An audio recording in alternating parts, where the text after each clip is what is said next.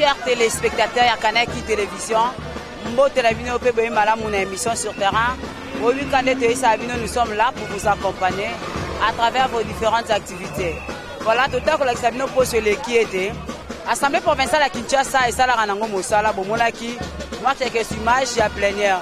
Bongo pour la bocole à l'élo lundi, Bomone était sur terrain.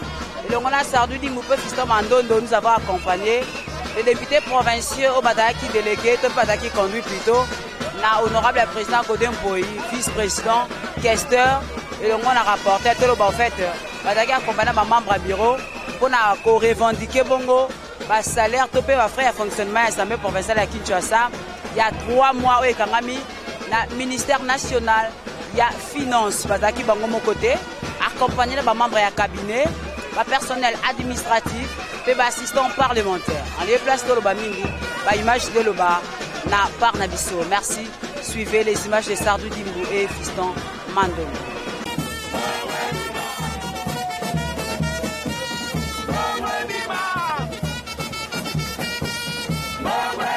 Ont été devant les bâtiments administratifs du ministère des Finances. Ils ont revendiqué en dénonçant la marginalisation dont ils sont victimes, principalement quant à l'allocation des frais de fonctionnement du mois de mars, février et avril 2022. Un échange de près d'une heure avec le ministre des Finances, Nicolas Kazadi, a ponctué ces mouvements de protestation qui laisseraient des brèches à des solutions idoines. Comme tente d'expliquer le vice-président de l'Assemblée provinciale de Kinshasa, Francis Chibalabala. L'Assemblée provinciale, des assistants parlementaires et même des frais de fonctionnement dans l'Assemblée a constaté. Ça fait pratiquement plusieurs arriérés, plusieurs mois. Nous n'avons pas accédé aux frais de fonctionnement, ce qui paralyse justement notre Assemblée provinciale. Et voilà que le ministre a été attentif. Il nous a promis justement de régler 2 mois, donc le mois de février et le mois de mars. S'agissant des arriérés qui couvrent les années antérieures, il va tout faire pour les éponger graduellement, compte tenu aussi des difficultés financières. Donc avec la mobilisation des recettes qu'ils ont enregistrées, ils vont tout faire pour commencer à éponger petit à petit justement les dettes antérieures. Mais par rapport à cette année, il va régler le mois de février et le mois de mars.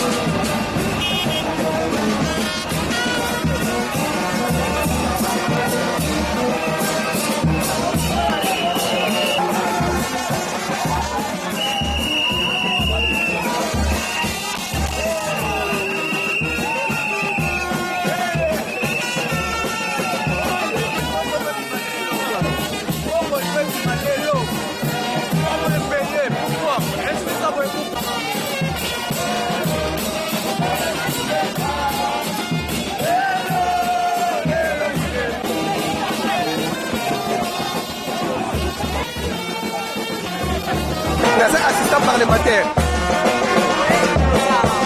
Bon, toyebona biso toza na famille. Alors salaire et ça na caractère alimentaire, mais toza quoi qui c'est plus un mois de retard. Il y a un truc qu'on revendique pas parce que ça mon biso puisque toi qu'on vit péter. C'est le gouvernement national même de faire ça. Bon on a professeur pour foutre biso. Alors il y a un truc pour faire ça bon on va foutre biso. Oui, le lot toye awa puisque totali victime ya marginalisation de la part du ministre de Finance. Ministre de Finance, Conseil des ministres Mibale Leka Onasima, président de la République Asengi, le ministre de Finance a libéré Likambo Alibonza ya lifuta basali ya l'Assemblée provinciale. Ministre de Finance alingi kotosa maloba mokonza mboka te, alingi kotosa makambo afaci te, azoninga bato bayina faci akangi mbongo. C'est depuis mois de février, mois de mars, mois d'avril, mois de mai, oui tuko sila, bientôt mois de juin, alingi kopesa mbongo te pour le fonctionnement ya Assemblée provinciale à Kinshasa. Apesi ba Assemblée nyonso pour na Kinshasa avandele yango lelo tolobi toya ko luka ye ministre Kazadi ako kopesa biso mbongo na biso pour te ville à Kinshasa ezana besoin et ko na fonctionner. Non, biso tozali ko dépendre ministre provincial ya finance te. Tozali ko dépendre na ministre na gouvernement central. Yende mutu atinda ka musolo pour na fonctionnement na biso. Monsieur Kazadi ayoka makambo mokonza mboka lobby atika kokenda l'encontre ya ba décision mokonza mboka zui apesa ke ba ordre wana mais il ne sentait qu'à sa tête pour être batuba inafati batuba il ne travaille pas pour être président de la République latine et makambo zali kosala et ko na kozala vigilant. Il est en train d'étouffer les actions et les décisions du chef de l'État. Mbote Maman, mbongo na biso ministre Nicolas Kazadi. Na mbongo na biso. Oso mona api bat basali musa bafuta mandambo. Alobi nini ke après avril. Bongo mars. Na février ke na mai, ya onto yeli. Maman soko mo biso na mandala la on en a assez. Et l'équipe maman. Biso to lobaka te ba province nyonso bayaka. Mais Kinshasa elobaka nango te. Ministre en finance aza ko signer ba document pour na ba province nyonso futama sauf Kinshasa. Chaque fois amonaka ba province ya Kinshasa yaka te po tozo batela nani pouvoir ya chef de l'État. Maman tala yo moko na kati ya liste oyo na memo oyo toza nango. Tala yo moko. Ozomona tala liste oyo. Botala ndeko na ngai. 14 mois. 14 mois. Wana banane. Pona Assemblée provinciale la ville de Kinshasa mobimba. Banana ba député. Pour moni libérer nango ezali émolument de députés et fonctionnement. Ba personnel politique, ba assistant, l'administration ya ville à Kinshasa. Chaos, ça fait 18 mois.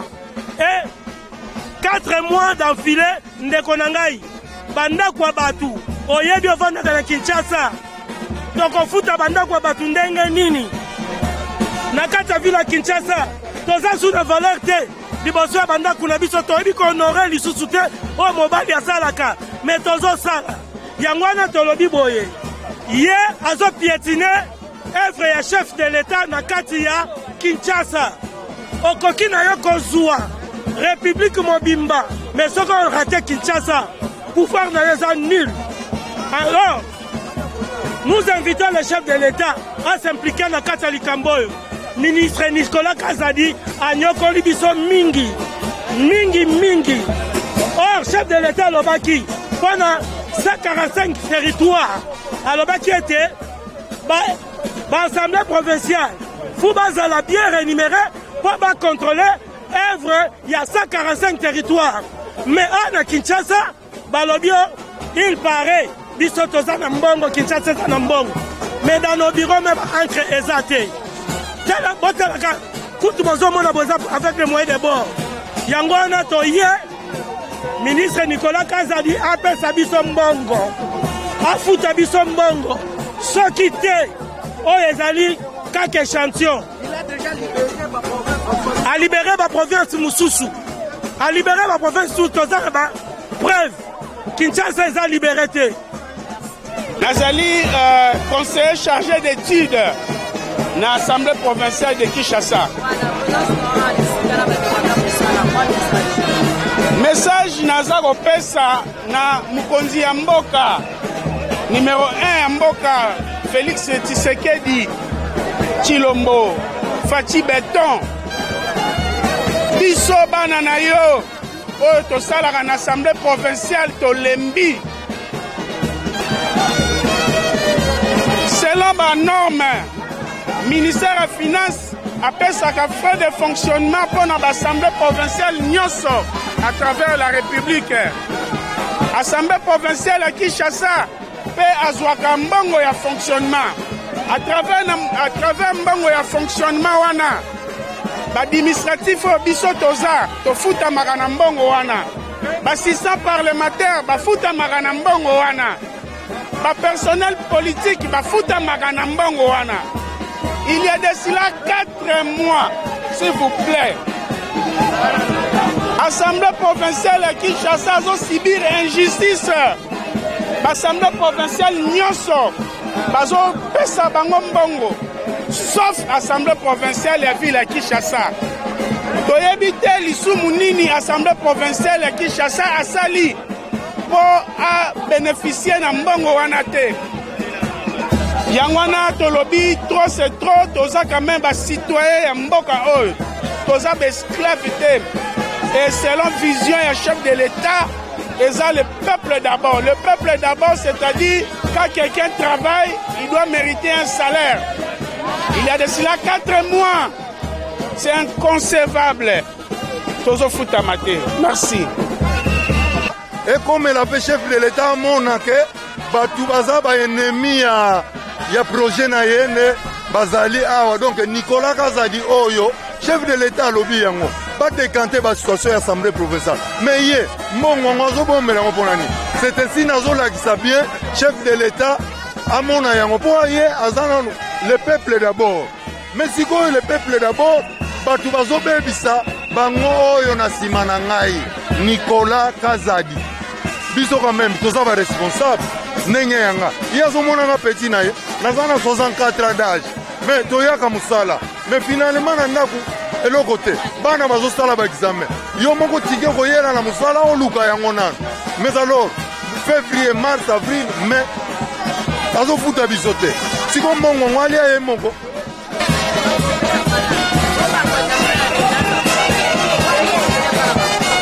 Message oyo ezokende mingi epaya garant de la nation Félix Antoine Tshisekedi Tshilombo ayeba yango ke ba ennemi baza sima na ye.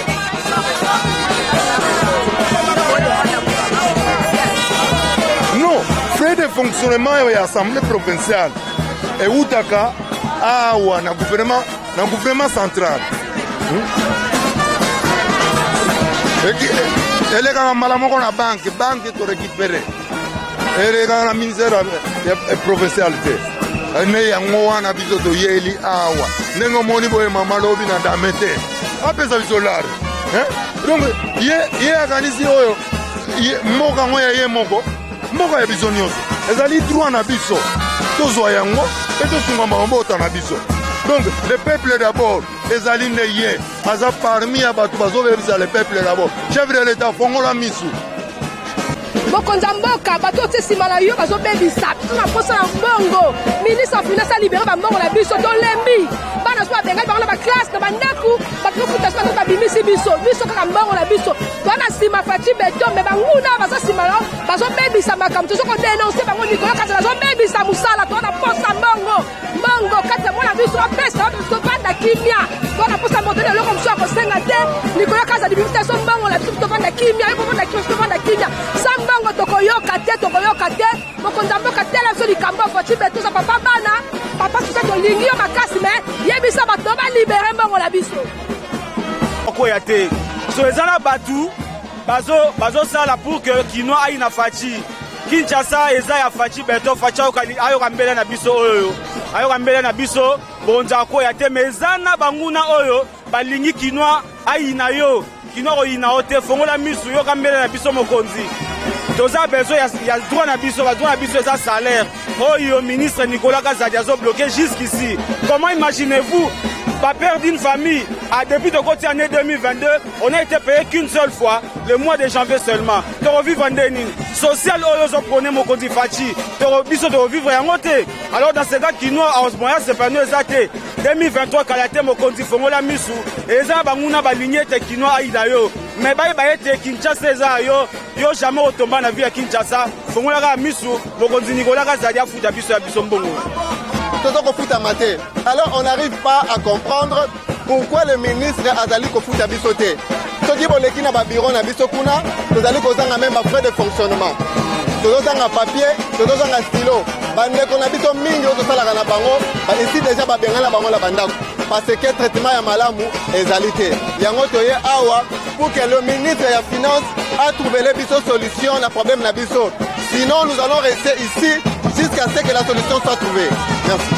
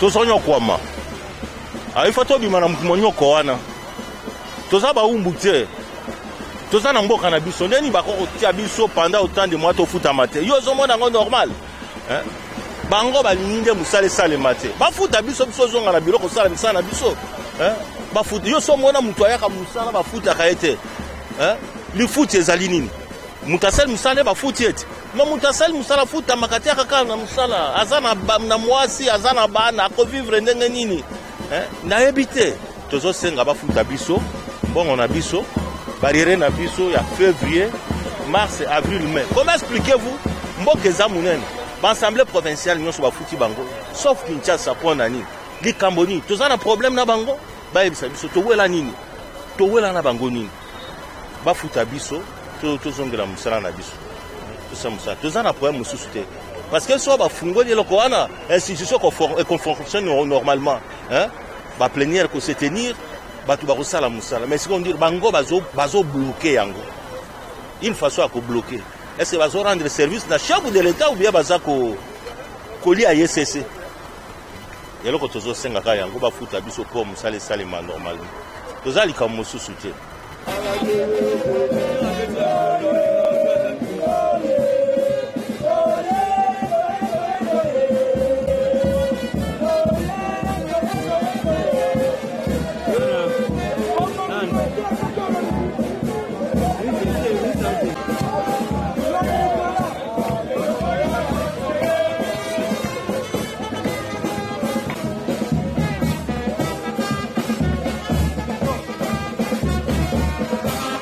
Provincial, des assistants parlementaires et même des frais de fonctionnement à constater.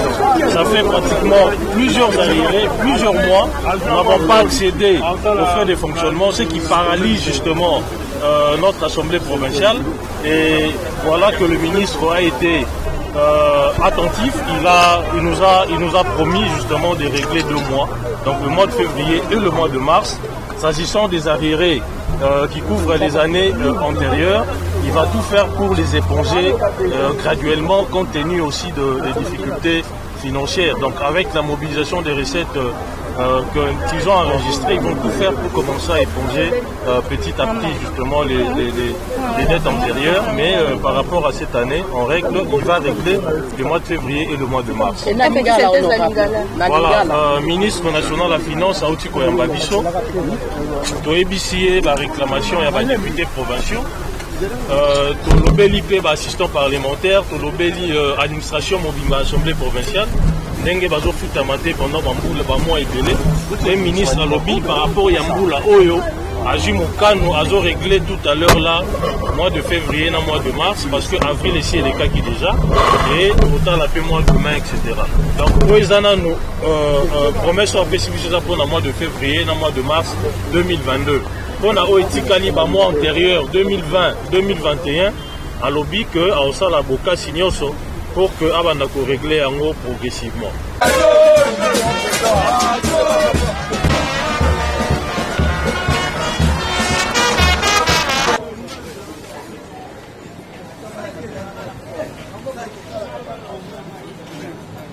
Voilà, comme je vous ai toujours dit, chers téléspectateurs à Canal Télévision, émission sur terrain, Zana pour nous accompagner Benabino Banse.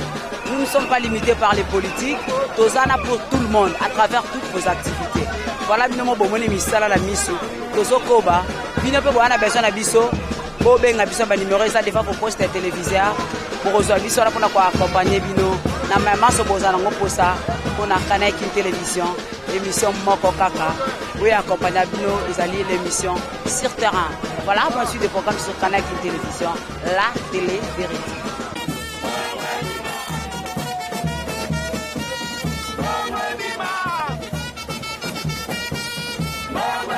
Ont été devant les bâtiments administratifs du ministère des Finances. Ils ont revendiqué en dénonçant la marginalisation dont ils sont victimes, principalement quant à l'allocation des frais de fonctionnement du mois de mars, février et avril 2022. Un échange de près d'une heure avec le ministre des Finances, Nicolas Kazadi, a ponctué ces mouvements de protestation qui laisseraient des brèches à des solutions idoines. Comme tente d'expliquer le vice-président de l'Assemblée provinciale de Kinshasa, Francis Chibalabala. L'Assemblée provinciale, des assistants parlementaires et même des frais de fonctionnement à constater, ça fait pratiquement plusieurs arriérés, plusieurs mois. Nous n'avons pas accédé aux frais de fonctionnement, ce qui paralyse justement notre assemblée provinciale. Et voilà que le ministre a été attentif. Il nous a promis justement de régler 2 mois, donc le mois de février et le mois de mars. S'agissant des arriérés qui couvrent les années antérieures, il va tout faire pour les éponger graduellement, compte tenu aussi des difficultés financières. Donc avec la mobilisation des recettes qu'ils ont enregistrées, ils vont tout faire pour commencer à éponger petit à petit justement les dettes antérieures. Mais par rapport à cette année, en règle, il va régler le mois de février et le mois de mars.